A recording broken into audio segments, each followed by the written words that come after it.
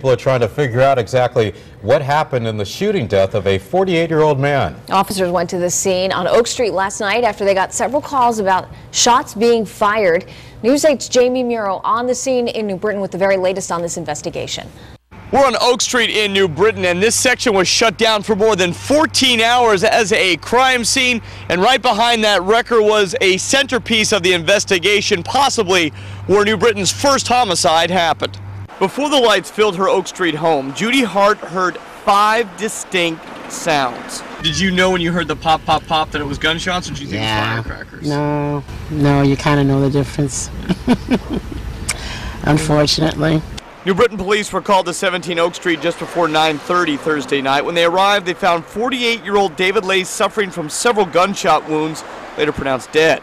As night surrendered today, the scene looked much the same. Hopefully it doesn't get worse, because first hot day and something like this happens. Imagine when summer's here. Investigators focused much of their attention on this green Honda Accord, and as it was towed away, look at this. 1, 2, 3 bullet holes on the driver's side are clearly seen. There are several police markings on Oak Street. You can see them here as well as here.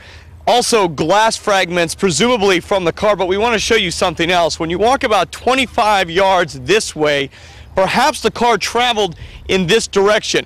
Well, then it must have stopped here because there are more glass fragments, but also right here, this box, that's blood spatter.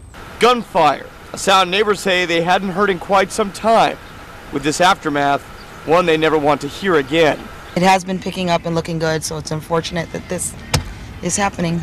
The car was removed just around 1:15 on Friday, and of course this remains a very active investigation. As always with a crime like this, New Britain police asking if anyone has any information to give them a call.